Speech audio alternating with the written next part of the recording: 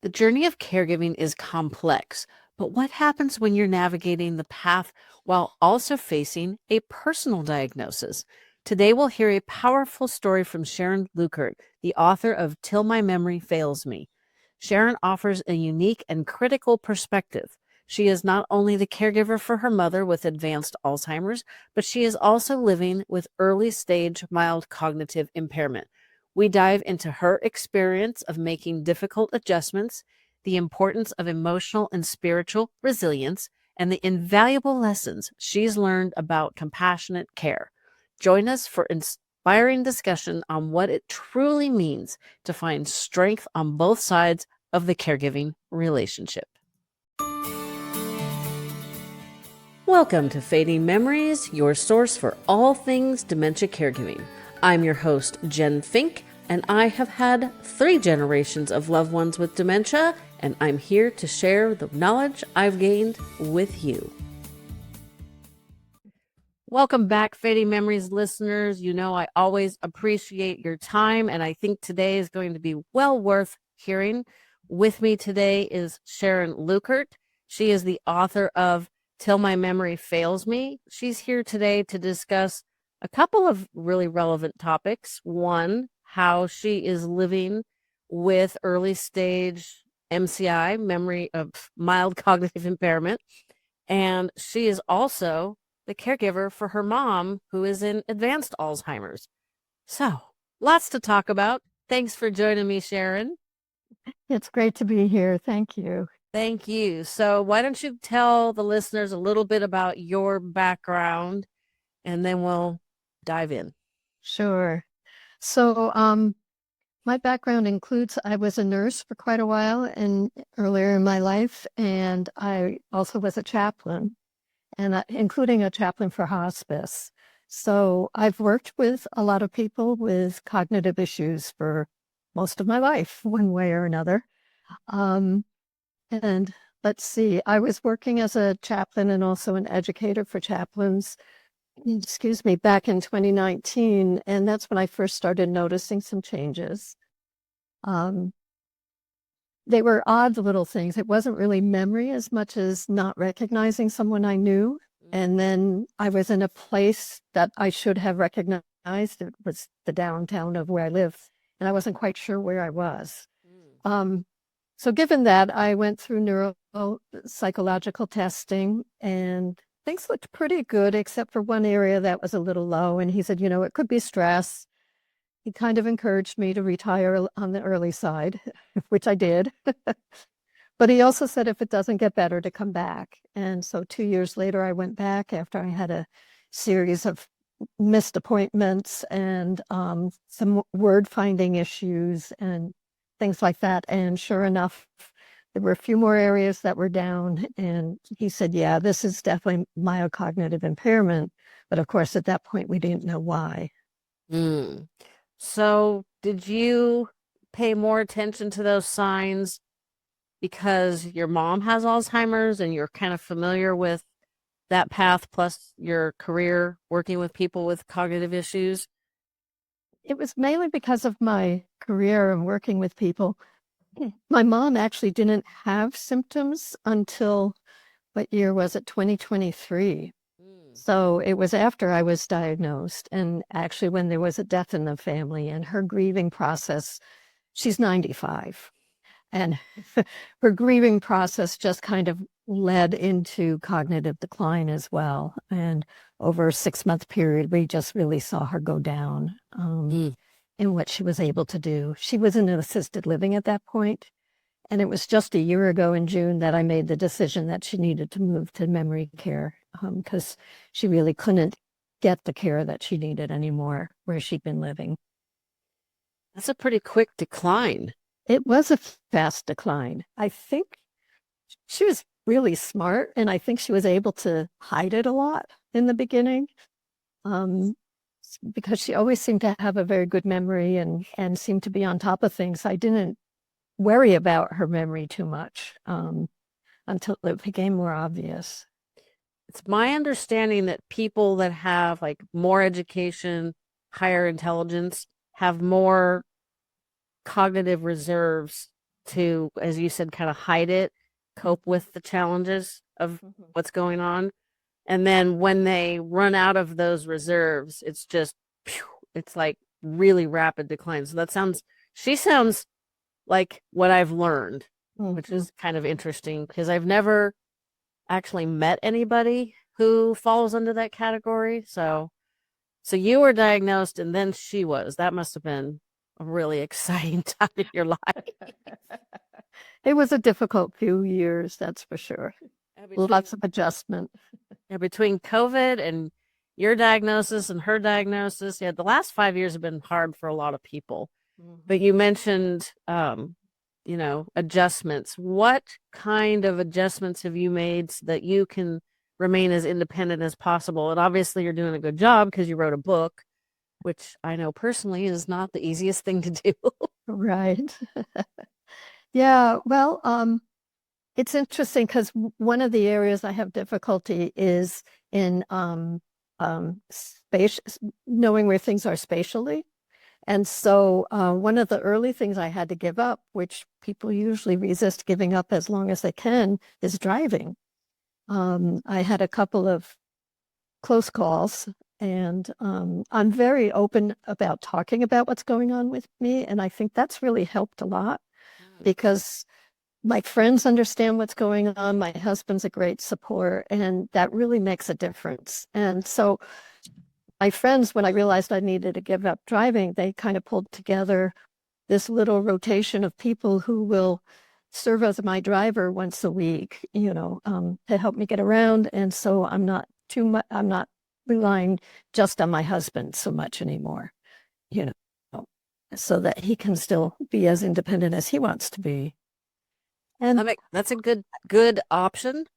I think it would help if people talked about what can we do if I get to a point where I cannot drive, even if it's temporary from, maybe recovering from a surgery or, God forbid, a broken bone. All of a sudden you find you can't drive and, it only takes a few days before you're climbing the walls. Right. But having your friends drive you around also gives you some social opportunities. That's all we know is good for our brains. So kudos to them. Yeah, it's been great.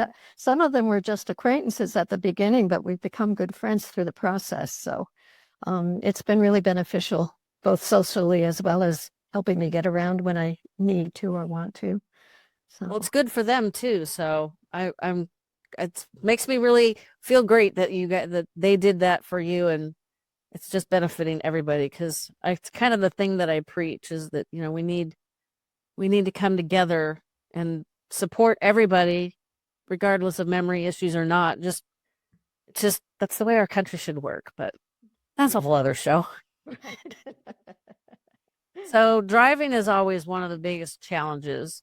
I actually have really wacko vision, so I have lazy eyes, so my brain thinks I see double, so it only processes the vision one eye at a time. It's been that way my whole life, normal for me, but I'm also aware that I have because I don't have any depth perception, so I'm aware. It's like I'll be 59 at the end of this year, 2025. But the car that I bought 9 years ago might be the last one because I've keep my cars for like 15 years. And so it's important to know your limitations and not like, I'm not going to cling on to driving. And they just put in a traffic circle on Highway 49 where you go from 65 miles an hour to the traffic circle at 30, speed back up. And then there's another traffic circle they're building that's going to drop the speed to 35. And that sounds terrifying. And excuse me. So it's like, okay, I'm not going to risk my life for anybody else's just to get someplace. So I can figure out alternatives. Right. So what, excuse me, what other changes have you made that have helped you keep the memory as strong as possible, but also keep as much independence as possible? Because that's what we all want. Sure. Yeah, well, I have to say, writing the book really kept my mind going. So I often say I wrote the book for myself as much as I wrote it for others, because just the writing process and sitting down and working on it every day, really kept my mind pretty clear. I think a lot longer than it would have otherwise. So staying active, I think, is really important. I've started an exercise program at home since it is hard for me to get out routinely to get somewhere. So it's a cardio dance. I love dance. So I get motivated to go. If it were just doing exercise, I don't enjoy it so much. So this is really helpful. Well, I understand learning new dance steps or dance choreography is also because you're learning new things and it's a challenge. So that's definitely good for your brain. Yeah, and I have found it's definitely more of a challenge than I was a dancer when I was young, and I'm surprised at how much more of a challenge it is now. But you're right, it really does make me think at the same time that I'm moving and enjoying myself. So it helps in a couple different ways. Um, Definitely. So we didn't mention the name of the book. I don't think we did. The name of the book is Till My Memory Fails Me. Do you have one of those handy you can show for the YouTube watchers? There we go. there, That's there. I like the colors. Yeah. What prompted you to write the book? You know, I wrote the book because when I was first diagnosed, I've always considered myself a lifelong learner, and I didn't really know much about mild cognitive impairment. And so I really wanted to learn more. And I could find facts and figures, but I couldn't find a personal, excuse me, I couldn't find a personal experience of it.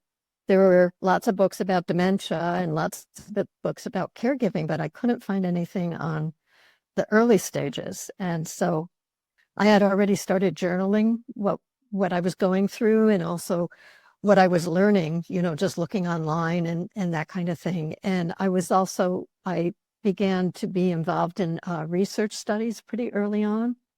And so I was learning more about what they were looking at and what they were hoping was going to happen in the future, that kind of thing. Um, so I started sharing my journal notes with some friends, and they said, boy, you should really share this with other people. This could be really helpful. And from the reception it's gotten so far, it seems like a lot of people have really been looking for something like this. So I'm glad I followed through and got it out there. I am too, because now when you mentioned it, I have lots and lots of books on caregiving and books on dementia and memoirs from people like yourself, but not MCI. Do you have a really good past episode where a good online friend of mine, her husband's had MCI for 15, 20 years.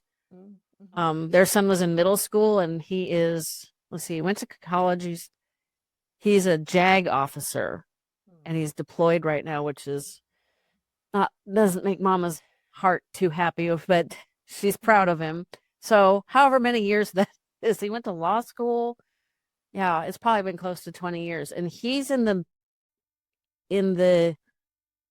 what is it, the group of people that his has not progressed. I guess with traditional MCI, you have like 30% of the people who get better, which I find a little confusing. About 30% stay in mild impairment, and then the other 30% progress. So, but they feel like you are in the more the group that's going to progress because of the deficits they saw on a PET scan.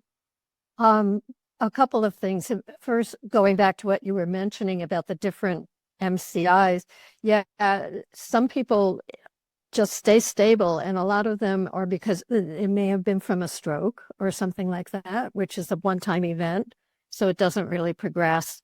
Some people get better because it's sometimes from medication or stress can even cause MCI. Grief can cause MCI. But yeah, there is the percentage, like myself, where it progresses. What they saw in the PET scan was one of the proteins that builds up when there's Alzheimer's is amyloid.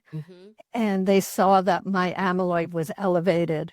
So between having an elevated amount of amyloid and I've been tested every 2 years since I was first diagnosed. So they're seeing a very gradual but consistent decline. So that's how they determine between the two. If it was just one without the other, then maybe, maybe not.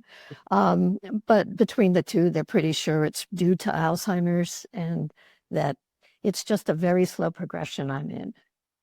Well, slow is good. Yeah, slow is good. Have they suggested that you might be a good candidate for the drugs, the drug treatment? I've considered it. It was offered for me. Right now, the IV medications that are offered, I think it's called lenanicap. I can't It's lecanemab and Yes. donanemab. And I like to joke that I am an artist because I'm also a retired photographer. For those people who don't know that, most of the listeners likely do. I should not know all these scientific words. So anything that ends in MAUB is a monoclonal antibody treatment. So there you go. There's your science lesson for this episode. Right. But yeah, there was another one, aducanumab, but I don't think they use that one anymore. Yeah, I don't think so. Anyhow, they're both an IV infusion. For me, I'd have to go 2 hours away from home to get it once a month. It's either once a month or every 2 weeks. I don't remember. But there were also some pretty high risks involved, mainly brain bleed. Definitely not good. Right. So at this point, I've decided I wasn't interested. I don't know whether that will change if things progress faster or more. But at this point, I'm content with making the adjustments I need to make. And I have a wonderful support group of other people with MCI and early Alzheimer's. And, we talk a lot about how we can do workarounds, and continue to be as active as we can. This is important. And driving 2 hours each direction, I think one drug is once a month and one is twice a month. Lecanemab's the one that's twice a month, I believe. Not that it matters too much. That's a lot. Yeah, that's a lot. I do that once a month. I go get my hair cut. I go to the chiropractor to visit my daughter. And sometimes about halfway there, I'm like, why the hell am I doing or especially the last 2 months, the chiropractor's been out of town or not in the office. So I think I drove down once and just got my hair cut and came home, which is like the dumbest use of my time. But then the second time I saw my daughter, we spent, actually maybe we saw them both times. Doesn't matter. But yeah, it's a lot. You wouldn't think it would be, but it takes a toll on you. It does. Yeah, it does. And I don't know what the infusion would be like, but that just seems like not the best combination. So I think they're working on being able to do it at home. Like once you've established the routine, they've tested you, you're not at risk of the brain bleed or you're not showing signs of it, then I think they're working towards not having to go to an infusion clinic. Right. Hard to keep up with all that news. Yeah. Yeah, I figure, they're doing so much good research right now. I figure something in the next few years will pop up and I'll go, yeah, that sounds like the thing I want to try. That makes good sense. So you said you're in a really good support group. Are there others that have some workarounds, as you called them, that you think are worthy of sharing with the listeners? The reason I'm sharing this is because I feel like caregivers like myself, which you are as well, it helps if we understand what our person is going through and how we can help them remain independent. Because I know it's very difficult not to, and you can tell me if you felt this way as well, to try to just take over and handle everything and kind of keep them wrapped in bubble wrap. And I don't know why we react that way, but it seems pretty typical. Yeah, my husband gets a little overprotective sometimes. Recently I was traveling and when I came back and, it was time to get the suitcases out of the shuttle and I'm used to doing that kind of thing myself. And he started going for it. I said, what are you doing? So I have to remind him sometimes that, it's good for me to keep as active as possible. But some of the workarounds, one area where I'm having a little bit of difficulty now, and I've heard this from others, is in the kitchen. I love to cook, and I still do the majority of the cooking, but I need some help now where I didn't before. Mainly if something's really heavy and hot. I've learned I'm not really good at moving that from one place to another, getting things in and out of the oven. I burned myself a few times, and I also spilled the pumpkin pie before it was baked Oh, messy. all over the inside of the oven. Oh, no. It was a mess. Yeah, that's So- almost like, oh, just close the door. Right. So I've learned that I need assistance, and my husband's been really good about jumping in and helping me. He's also good about asking me when I need help rather than just jumping in and doing it for me. Because I know some people in the support group, their partner has taken over cooking. And it's a loss for them because they're used to doing the cooking. Even if they just did part of it and their partner did part of it, it would keep them involved in it a little bit more. So I think that's an area where we can try to really pay attention of how much is somebody still able to do something, and allowing them to do as much as they can.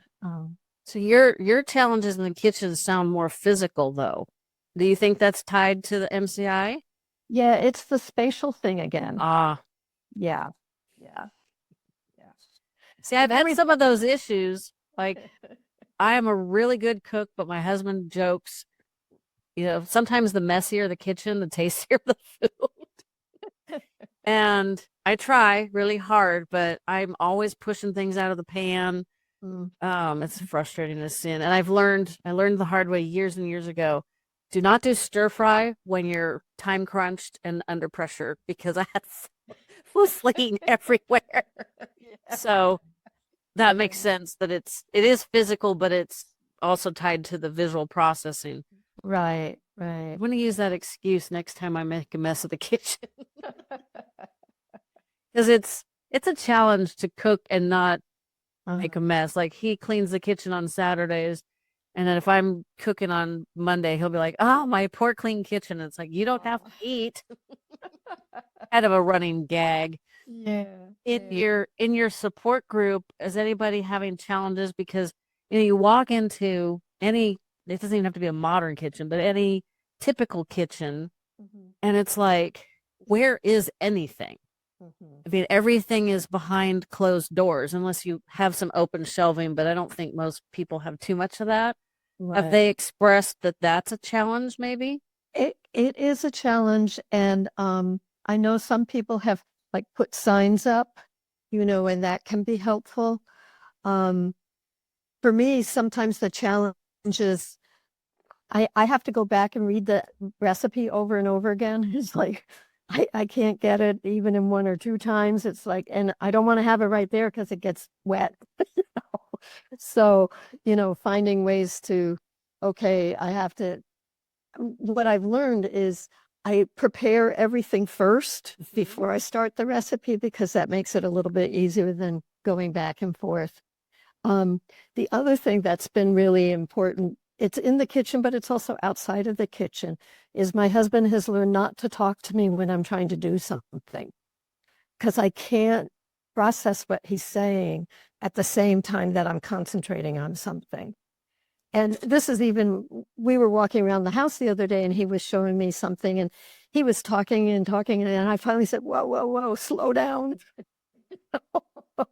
I only got like a snippet of what he was trying to tell me, So I could see think that. I have to make sure to read recipes all the way through before I put on the afternoon podcast that I like to listen to. Because one day I was cooking and got all confused. I got the steps all out of order and stuff. I'm like, it came out fine, but it probably would have been better had I done it in the right order. But it was because I hadn't read the whole recipe through. Right. I was rushing. But, Yeah. excuse me. I know you and I both got like tickles today. A little bit. Yeah. Well, we have a lot of smoke in the air here. So, yeah, those Canadian wildfires. Canadian I don't know what my problem is. No wildfires around here, knock wood. Yeah, really. I mean, that's just kind of like a typical California summer. It's, wildfire somewhere. Yeah. I guess we started our year off with those. Is there other workarounds that you think would be beneficial for people like us, caregivers, to know? I think, and this, I'm speaking from a caregiver perspective here with my mom. I have really learned to just enter her world and not correct her, um, and really be curious. I mean, recently, some of her behaviors have changed. And so it's trying to figure out what has brought on the changes. And it turns out that she actually has a little bit of an infection in her leg, you know. So just really taking the time to listen. And I mean, she's very repetitive, as many people are, you know, and I hear often the same thing over and over again. But I try to listen for what's underneath the words. How is she doing emotionally? And that also gives me a sense of how she's doing physically. Because if she seems kind of down and her energy's really low, it's kind of like, hmm. And I'll ask her, how are you feeling? Oh, I think I'm okay. And I'll say, well, you know, does anything hurt? And she just kind of goes blank, you know. So it really is kind of a guessing game of trying to figure out what's going on. But not correcting her. No. That doesn't work at all. And what I have found that works for my mom, I'm sure everybody has something different. It may not be this, is singing, because she was always a singer, you know. So if she's feeling down or doesn't want to do something, we start singing, "Oh dear, what can the matter be?" And she perks right up, you know. It's so, I think, really knowing the person and knowing what, you know, what motivates them, even if it's a tiny thing like a song or coloring or a certain picture they love, you know, but whatever, you know, something to cuddle. She has a teddy bear that she loves too. So sometimes if I give her the teddy bear, it just makes her excited to have something cuddly to hold on to, you know. We all like cuddly stuff. Yeah. I've learned that knowing their history and keeping their history in the back of your mind helps a lot too. Mhm. And I learned this more after mom was gone than before, which was frustrating. She would always walk behind me. And she did not need any walking aids, but she would walk watching her feet, making her a fall risk. And I knew she was going to fall on the sidewalk and I was going to be the monster because I didn't let her catch up. And you know, people were going to make assumptions. And I just didn't want any of that for her, for me. Mhm. And thankfully, she never fell on my watch. After she passed away, a dementia caregiver trainer that's been a guest, we were talking offline, and she said, "Didn't you say your mom was the oldest of four?" And I'm like, "Yeah, why?" And she's like, "That's why she was walked behind you. She was watching the kids." And I'm like, "Well, this is not the time to be telling me this. This is not helpful now." But I didn't think about her past and, Mhm. where, when you talk about being in their reality, being in their world, Mhm. it made perfectly good sense when somebody pointed it out. But Mhm. like Mhm. I said, she pointed it out a little too late. Yeah, yeah.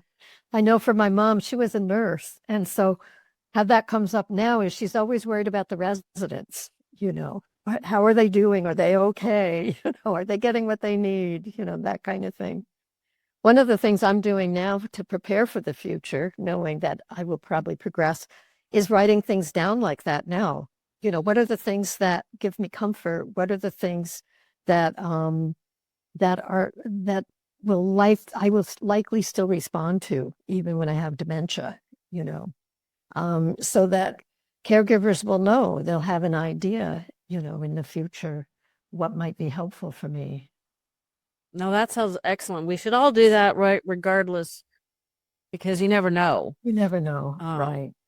I would hope that my husband and my daughter would understand that I need some sort of creative outlet fairly regularly, not necessarily daily, Mhm. just to, I don't know, calm my soul, to say at the least. Mhm. And it doesn't have to be a big deal. It Mhm. doesn't have to be like, I like to make handmade greeting cards. So I don't have to be, you know, ears deep in craft supplies. There was one day it seemed like the whole world was out to annoy me. And I had about 20, 25 minutes before I needed to like start dinner or some other task. And I had a project in mind. I'm like, let me pull out the tools and see if what's in my brain will, um, if I have the stuff that will pull off this idea. And just that little bit of whatever, checking out the tools, kind of thinking through the project, all of a sudden the whole world seemed a lot less annoying. Yeah, yeah, I would yeah. think coloring or any just any basic art would be something that would be calming. So maybe I should write it down. Like, keep in mind, folks. Yeah, yeah, yeah. Oh, One of the go ahead. I was gonna say, well, one of the things I learned, I listened to an international Alzheimer's conference, a particular lecture from this professor from China, and she did research study that lasted 10 years, not on cure or treatment, but on quality of life. And I found that fascinating. And what she found was for the people who develop positive habits like coloring, or puzzles or music or meditation, any of those, if they started it early on, she followed them all the way through dementia, that those habits they could maintain those habits even into advanced dementia. And they'd still have a sense of quality of life. It may not be the same as it was 10 years earlier, but it was better than total apathy, and not and not having anything, that gave them a sense of purpose and enjoyment, So that really motivated me, and that I found that out early on when I was writing this book. So there's a lot about that in the book as well. Oh, that's really fascinating. That's also Yeah. really good to know.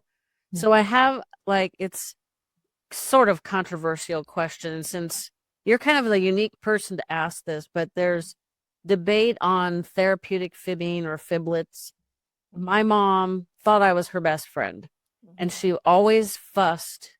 Did her husband know where she was at? It was always a snarky tone of voice, super frustrating. Had I seen her husband? Did he know where we were going? And there was no way in heck I was going to remind her he was dead. Like every time she asked me that, no way. So I just answered in a logical way that had he been still living would have made sense. And I do know that there are some dementia trainers that are just against therapeutic fibbing. I need to ask them specifically why. And I think you need to use it in like moderation, like everything. There was one time she asked me about her parents. Had I seen her parents recently? So I could honestly say no, because they've been gone a while. Yeah. And what did I said? No, I hadn't seen them for a while, but I think they were doing pretty well. That's not really a lie. Hope my grandparents are doing okay, the afterlife, however that might play out. I don't know. Right. They were good, hardworking, people. So, you know, one has to assume they're doing fine. Do you have any opinions on this? I do. I do. And I'm a strong believer in compassionate fibbing. Um, one dementia ancestor, I call the people I used to work with, she would forget that her husband had died. And her son would always say, "Oh, Mom, he died like 10 years ago." And she would go through terrible grief again, over and over again. And I was her caregiver. And at some point I was able to have a conversation with him that, she really doesn't understand. And it's bringing her more grief. It's not supporting her. And he he decided to give it a try. And so when she'd ask, "Where's my husband?" "Oh, he he's just not here right now." And she'd be satisfied with that. And then she didn't have to feel so sad all the time. Um, and I do the same thing with my mom. She sometimes she thinks I'm her sister, and we're back in childhood, and she'll ask me about, "Wasn't that funny when Dad used to go out and da da da?" I'll go, "Yeah, that sounds so funny. I don't quite remember that, but yeah, sure." I guess the way he responded, Dad's not here right now, isn't really a lie. It's just Exactly. not getting all detailed on the truth. So maybe people that are against, or I mean, against might be too strong a term. It might all be just very nuanced, but that might be where they're coming from, because that's different than my mom would specifically ask, had I seen him? Sometimes I'd say no. Other times I'd be like, oh, I think he's having lunch with his friend. I would name the friend, or so maybe that's not necessarily lying. I never was really super comfortable just flat out telling her whatever, because you don't want to lie to your mom. Sure. That's not a good idea. Yeah. But my aunt went through this same thing with my grandmother who had vascular dementia. She got very upset one day, was convinced that my grandfather, who was the sweetest man on the planet, had left her for another woman. Well, I'm not exactly sure how you handle that one, but my aunt, thinking logically, she says, no, no, he didn't leave you for another woman. He died. I did not get the response my aunt was hoping for. No, I'm sure. So Yeah. that's one of those rare times when you actually learn from somebody else's mistake. So what was the book writing process like? You said you worked on it every day. I only do mine like once or twice a week. Uh-huh. Uh-huh. I felt really compelled, partially because I didn't know how quickly things were changing for me. So that gave me a sense of urgency with the writing. However, I was partway through writing the book when I have a sister who ended up with a glioblastoma. And long story short, she ended up dying in about 5 months. And I was caring for her and also helping her husband. And this was around the time that my mother developed dementia at the same time. So My goodness. I just had to put it aside for a good 6 months and then picked it up again. But I had I I had all of these stories, and it sounds similar to what you have, from people that I worked with and lessons that I've learned from them.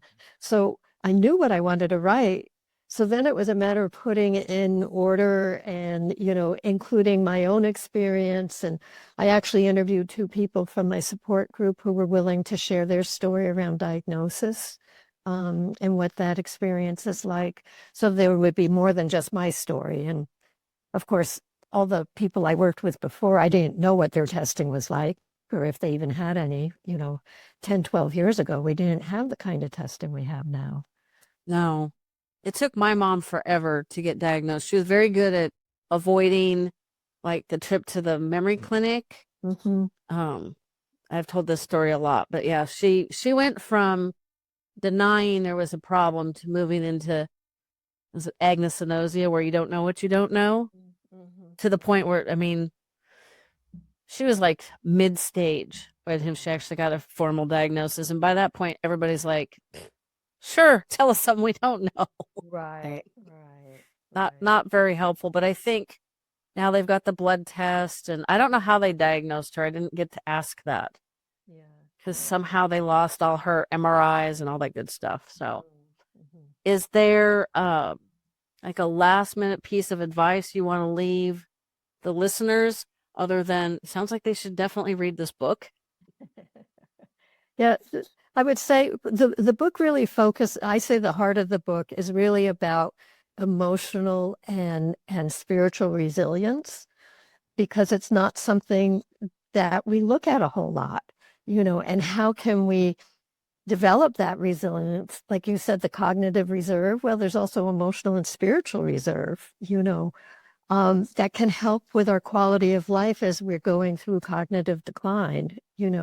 That's what my own focus is in my life, and that's what I've written about, because we're more than just the physical and cognitive changes. There's a lot more to each one of us than that. And the emotions, as you probably know, they carry on well after the cognitive abilities have been gone. They still feel emotionally what's happening. So anyhow, yeah, I guess that's a piece of advice it is really consider for yourself, for the people that you're caring for. How can you help support them spiritually and emotionally, whatever that might look like. Can you answer what that looks like for you pretty quickly? Because Sure. I'm thinking, like, what does that mean for me? That's going to be like in the back of my brain the rest of the day. Uh-huh. For me, emotionally, it means really staying connected with my meditation. I do a lot of what I call on-the-spot meditations. You don't have to be sitting down formally. So looking out a window and enjoying the bees that are on the flowers right now, or the hummingbirds that come by, and just really connecting with that sense of joy and awe. That's the emotional piece. Spiritually, there's some Buddhist prayers and stuff that are very meaningful to me. So I've actually recorded them in my own voice. So at a time in the future when I'm maybe in the same care facility my mom's in right now, they can play them for me, even if I can't remember them or say them myself. So those are some things I'm doing now, for myself now as well as in the future. No, that's excellent. I have hummingbirds too. They're super aggressive and they get really nasty when their feeder's empty. They will literally come up in your face like, yo, Wow. fill the, they're really aggressive. It's crazy, but it makes me laugh because it's like literally what is it, a couple of ounces, and I'm significantly heavier than a couple of ounces. And I have a elderly golden retriever who has trained me quite well. She has I posted a video to my YouTube channel somewhat recently where I'm demonstrating that she is dragging behind me. The leash is stretched out. It's a 4-foot leash in my arms. And I said, most people will say she's old, she's tired. That's why she's doing that. And I demonstrated. I took her off the leash. She'll not walk on the leash. So body language is really important. And she was a good demo of that day. But yeah, she's a riot. My husband and I were eating on the deck, and we went in the kitchen, and she's sitting on the floor staring at the counter where the leftover pizza was. And I just laughed. I was just like, this dog is just too much. And those are the kind of things that help fill up my day because, other than that, it's kind of the same stuff over and over. It's kind of boring. I try to appreciate the beauty because I live in the Sierra foothills. We have lots of pine trees, wildlife all over. Deer walk through my yard, turkeys.